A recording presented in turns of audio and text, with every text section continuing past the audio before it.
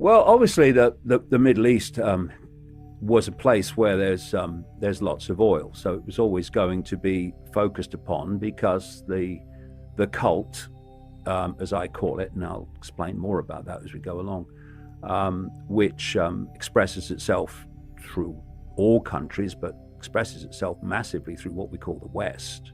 They wanted control of that oil, but you really can't talk about the Middle East, and I have to say, you cannot talk about 9/11 without talking about Israel, and not Israel necessarily just as a country, and not Jewish people as a community, but talk about the cult that created Israel and controls Israel to this day, and has since created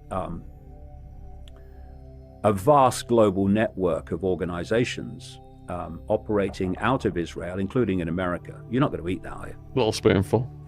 Stop my stomach from rumbling. What is it? It's almond butter. Cashew butter. Is it? Yeah. Oh, yeah. You don't have an allergy, do you? No. Okay. No. I have an allergy to looking at it. Anyway, I'm sure it's very good for you. Things that look horrible usually are. But you can't really look at the Middle East without looking at Israel and that which controls Israel. And as we'll come to, 9/11. And, there's a story which will take us through the Middle East and will take us into 9/11. And, I've been exposing for all these decades the web, what I call the web, global web of secret societies and semi-secret organizations, which comes out and plays out through government agencies and the banking system and all that stuff. We talked about that in the last video. But there is an element of the web that is very, very significant to modern events, and certainly significant to the Middle East and to 9/11. And it really started in the 17th century with a guy called Sabbatai Zevi, who claimed to be the Jewish Messiah. And he created a following that at one point, according to Jewish sources, what I'm going to say now is all from Jewish sources, because not all Jewish people think the same. That's another myth. And he had a following of something like 1 million people, which in the 1600s was absolutely fantastic. Anyway, he was operating in the old Ottoman Empire, which of course included what is now Israel. And it got to the point where the Sultan running the Ottoman Empire, the Islamic Ottoman Empire, wasn't having it anymore. And he said to Zevi, you convert or there's trouble, basically. So Zevi converted, and a lot of other people converted with him, and they became known as Donma or Donme, which is a word meaning to turn. And what they did was operate within the Islamic faith, outwardly as Islamic followers, but really followers, and I'm not even going to say followers of Judaism, because it wasn't even that, and this will become very relevant. All this is in the book in great detail. Because what this cult did, and it was an esoteric, what we would call satanic cult, basically, is it inverted Judaism completely. Just like Satanism inverts Christianity and inverts everything. It's the same thing, just different names. And so if there was a fast day in Judaism, in the calendar, to Sabatianism, as it became known, it would be a feast day, So if Judaism said this was wrong, then it would be encouraged in Sabatianism. It became an absolute inversion of Judaism.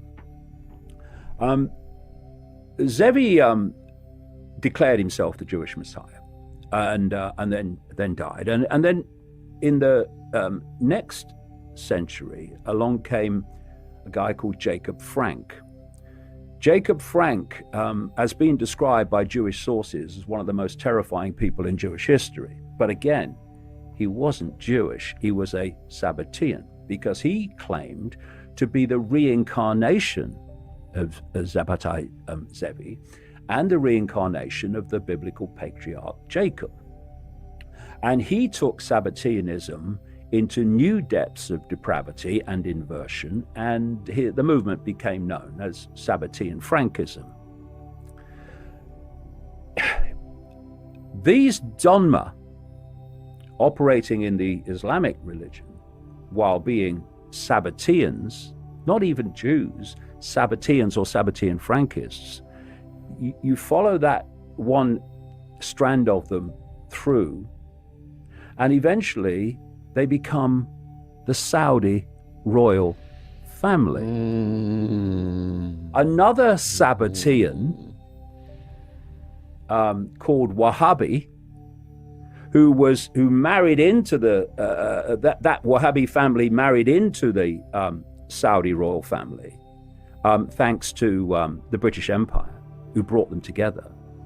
Wahhabi, a Sabbatian, Frankist,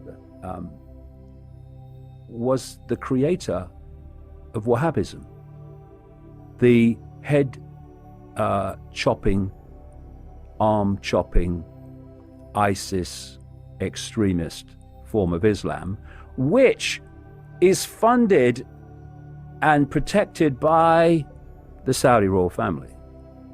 They're not Islamic, they are Sabbatean Frankists. They are part of this death cult, this inversion. And so you have Saudi Arabia running the country on death cult lines, where people have their head chopped off, where people have their arms chopped off, where the big time Sabbatai Frankist crown prince Mohammed bin Salman, who was responsible for the horrific cutting up death cult ritual of Jamal Khashoggi, the Saudi dissident journalist,